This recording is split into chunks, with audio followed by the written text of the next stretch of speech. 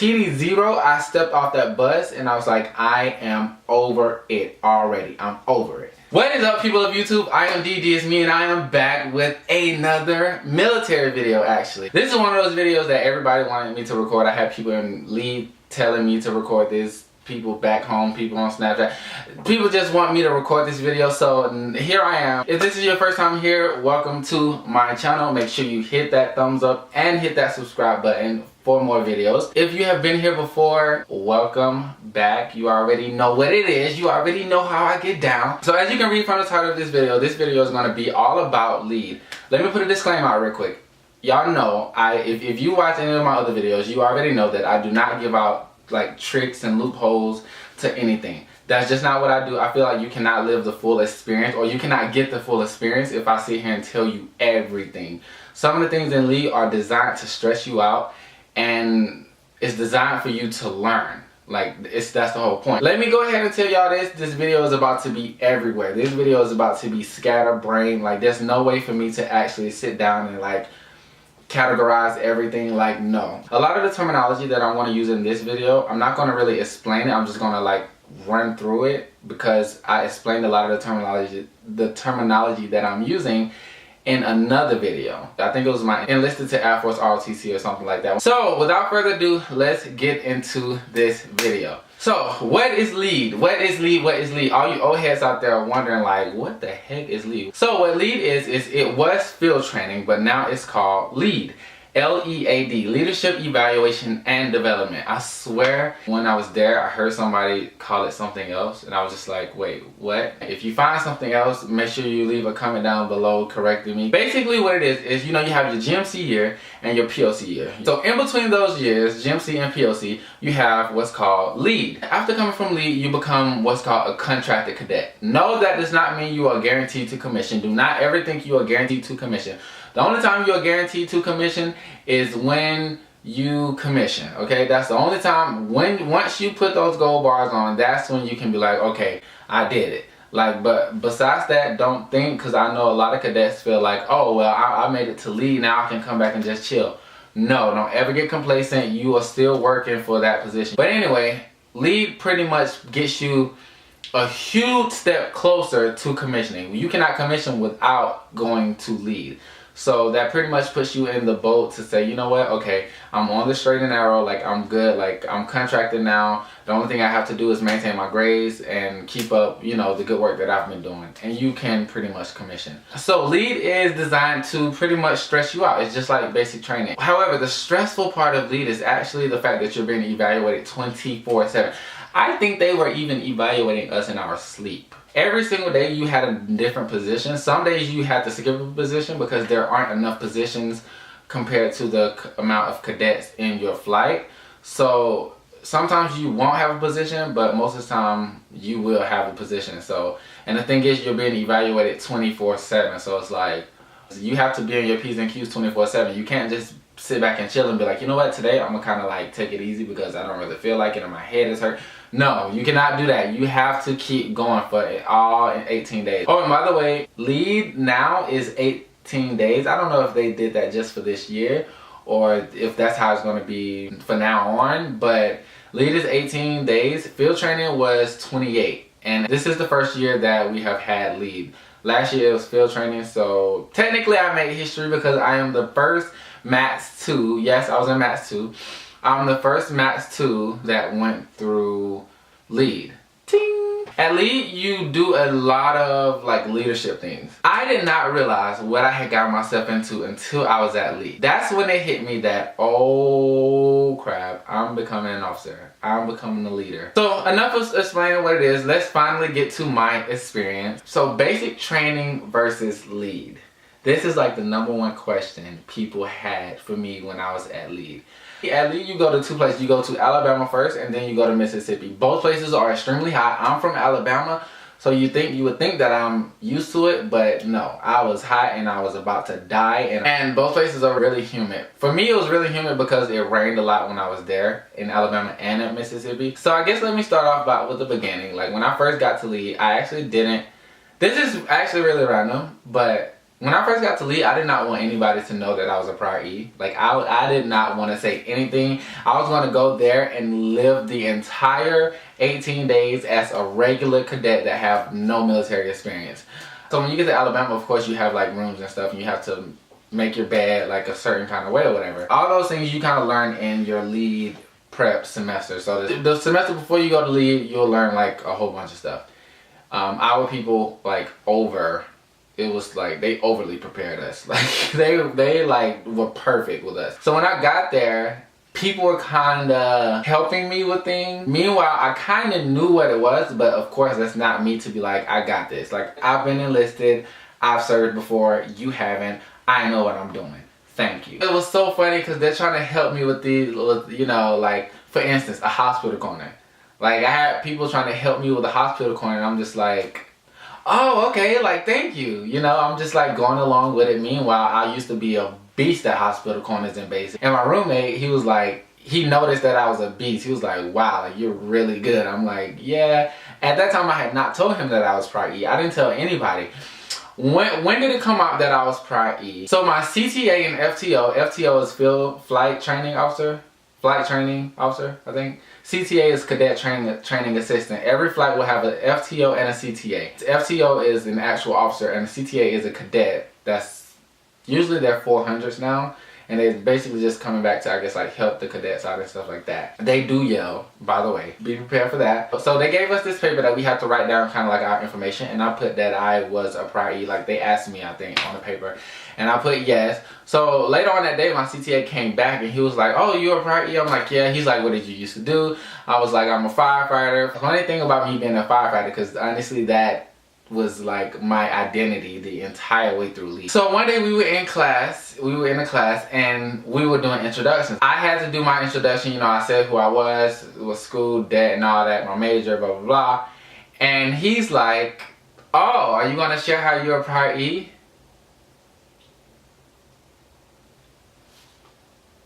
I was like, really? And then when he said that, I had to stand back up. I mean, I didn't have to, but of course, like, being a Pri E, like, I'm proud of a Pri E, but sometimes being a Pri E is very hard because we are held at a different standard. And that standard that we're held at is just like, I'm held at this standard, like, actually this standard, while every other cadet is like here, but I'm way up here because I'm a Pri E and I have experience. However, the thing about that is, I have experience as an enlisted member. I don't have experience as an officer. So some of the leadership things, I'm just like, you have to realize I was enlisted. I wasn't an officer. So it's different. I stood back up and I'm like, well, now that the cat is out of the bag, you know, and I tell them I'm a Pri E, I served 4 years, firefighter, blah, blah, blah. And did things change? No, things didn't really change. They didn't really treat me different after that. That was like a random story. But anyway, L.E.A.D for me was, I don't know, it's one of those things that when you're living that life right then and there, you hate it. But then when you come out, you're just like, dang, like, I actually enjoyed it. I'm not gonna say I hated it, but it was different. I liked how it was like really real. Like, I didn't really feel like, oh, this is ROTC, like, this is so fake.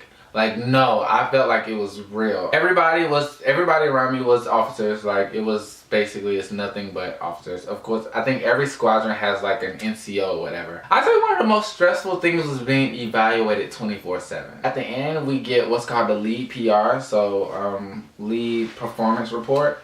And it pretty much has everything, like the pros and areas of improvement and all that. And I looked on mine, and some of the things that I was evaluated on actually happened when I wasn't even in a position.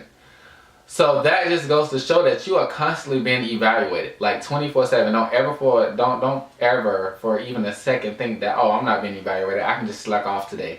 Like, no, you are always being evaluated. You always have to be on your P's and Q's, like I said earlier. It was mentally draining. When I tell you, my brain was, I have never, ever thought that much. Ever in my life, I've never thought. You are constantly thinking, okay? Constant. Like, there's not a freaking second where you are not thinking. The only time you have to think is when you're in a shower and when you go to sleep, and you barely can think in your sleep. You are thinking from the time you wake up to the time you lay your head down. Even when you're eating, you're thinking, because there's a certain way that you have to eat. You have to eat what's called square meals. Like I said, you'll learn that in your lead preparation semester. So I guess like basic training versus lead. Basic training, you are taught to just, I'm not going to say just follow, because of course in basic training you have to think as well. But in basic training it's more so like, this is what you do, go do it. You know, it's not like, you don't really have to think. A few times in basic, I kind of turned my brain off, and I was just like moving. Like, I was just going with the flow of things. I was never really just like, let me think about. Like, in lead, you can never do that. In lead, there's not a single chance where you can just be like, you know, I'm gonna turn my brain off and I'm gonna just go with the flow. You can't do that, because you never know when you're gonna be the time hack. You never know when you're gonna be the flight commander. You never know when you're gonna be, I don't know, like something dealing with child. Like, you just never know in lead. In basic, it was more so like you kind of knew. In basic training, you are taught the Air Force. You are a bottom of the barrel. You know nothing. They are teaching you from scratch. In ROTC, we are taught, like, usually freshman and sophomore year, basically how the foundations of the Air Force and how the Air Force works. And then after that, you go to lead. So it's kind of like you should somewhat be prepared. So I guess that's like one of the big differences. And lead is a lot more leadership. Lead is a whole lot more leadership. I mean, hello, we're training to be officers. So it's a lot more leadership. In basic, it wasn't as much leadership. In basic, it was more so, like, the only leadership positions in basic was like an element leader, or if you were like the dorm chief. That was pretty much the only leadership that you really had. Other than that, it was your MTI coming to wake you up. And because towards the middle of basic, we were waking up on our own. I mean, over time you learn to take initiative, but in basic it's different. So to me, in my personal experience, lead and basic, to me personally, was about the same difficulty level. The only difference is lead, you go through that for about 3 weeks. Basic, you go through for 8 weeks. Basic training in 8 weeks is very comparable to lead for only 3 weeks. It's very, very, very, very, to me, like I said, in my opinion, is very comparable. I don't think I could have gone through lead for 8 weeks. Like, I just don't think I could have done that. Keep in mind, my mindset is different because I am a Pri-E and I am older. And at this age, I'm just like, really? I gotta go through this again? Like, it was just, so my answer is a little, I mean, it's not biased, because I'm pretty sure most Pri-Es feel that way. All the Pri-Es that I talked to in lead kind of felt the same exact way. It was harder than basic to me, but it was mentally harder. One of the biggest pieces of advice that I can give to you is to really know your flight and become like a family with it. I was closer with my flight in lead than I was with my flight in basic. In basic, you have like 50 plus people. I mean, I don't know how it is now, but at the time we had like 50 plus people. In lead, it was only like 20 cadets in all. We were super, super, super close. Actually, they wanted me to give them a shout out. Actually, November flight won Warrior flight for Max 2, so we were the #1 flight. At the end, they kind of say who won Warrior flight, and it's a whole bunch of things that go into points for Warrior flight. And when he was announcing it, none of us, we were all like, no, there's no way we won Warrior flight. And so he's talking and he's like, he says something about Thanksgiving, and I'm just like, he cannot be talking about November flight. And he says November flight, and we just like, all of us kind of like freak out. We're just like, what? Like, we literally just like lose it for like 2 seconds. And in my flight, I actually had one other Pri-E. He was a Pri-E, and we got along very well because we both had prior experience and we were both going through the same thing. So how else was it different from basic? Basic training was a lot more of hold my hand, and I'll guide the way. Lead was you're guiding the way. Like, you're guiding the way. Like, you're not just leaning on another, you know, a higher ranking person. Like, no, you're gonna lead the way. All in all, lead was not extremely difficult. It wasn't really hard. It was just an adjusting thing, like trying to get used to all of that. When I was in Alabama, I was the flight commander the second day. Yeah, I was the flight commander the second, and because I was flight commander for 2 days. It's hard to explain to people that aren't really ROTC affiliated. So it's kind of like, because a lot of things that happen in L.E.A.D, an enlisted member would never even fathom. Even with me, like a lot of the things that was going on in L.E.A.D, I was like, I would have never guessed this is how it was. So for me to explain it, it will be harder for an enlisted member to understand. Because it's like, you would have to be Air Force ROTC affiliated in order to get it, if that makes sense. So I guess like my advice for L.E.A.D would be to make sure you study everything. Make sure you are very comfortable with things like DFAC procedures. Like, you can be comfortable with it all day at your desk, but when you get there, that environment is different. Oh, how about I got a Form 17? Okay, a Form 17 at L.E.A.D is like basically like really bad or whatever. So you get one if there's plenty of reasons why you get one. They also have 341s just like they did in basic. So 341s in the same area constitutes as a Form 17. I think 2 Form 17s constitutes as a modular, and the marginal is really bad. Or something like that. I don't know. I never even really studied that because I was like, I'm not even going to get close. So first day, I got a Form 17. What? My Form 17 was because of a security violation. So in L.E.A.D you have to have like a lock and stuff, like to lock like your valuables. Anything over like $1 you have to have locked up somewhere. So I think I left out of my room and I forgot to put my lock on my thing, and whoever the person that was inspecting came in and saw it, and I got a Form 17 the first day. Day 1 I got a Form 17. So I think like the next day I got a 341 for excellence, and then I got another 341 for doing, I think, road guard procedures wrong or something like that. In order to enter the roadway, you have to salute your CTA or FTO. I think it's usually CTA. CTAs usually take care of everything. FTO is there more so for like reference. I just ran into the road guard like a bat out of hell. I just run. I just pass everybody and I just run into the roadway. And then like midway into the roadway, my FTO was like, "What are you doing?" I was like, "Oh." And then I turned around and I came back and she came up, 341, you know you're not supposed to enter the roadway. I'm like, oh my God. And literally like two minutes prior to that, I got a 341 pulled for excellence for thinking outside of the box. I did something so spectacular that hell, I was even surprised I did it.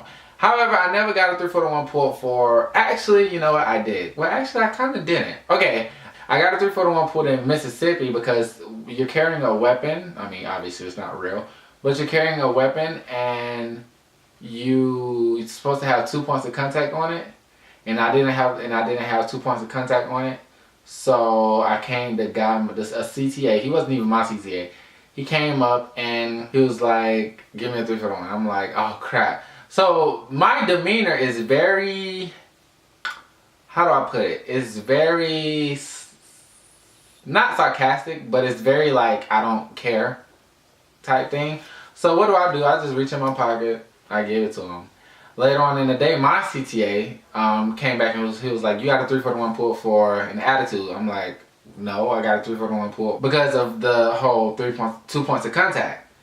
And he's like, "Well, I heard you had an attitude." And I was just like, you know what? I'm over it because I always get that comment like all the time. I always have, "Oh, you have an attitude." And I'm like, I don't have an attitude. That's just how my face is.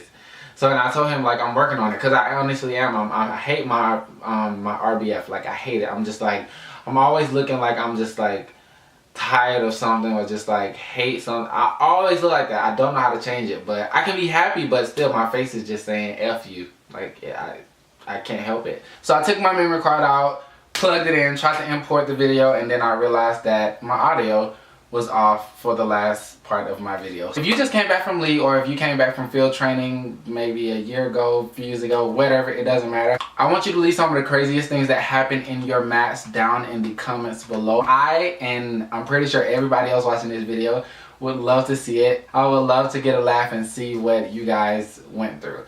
So that is all for this video. Thank you guys so much for watching, and until next time, I will see you guys later.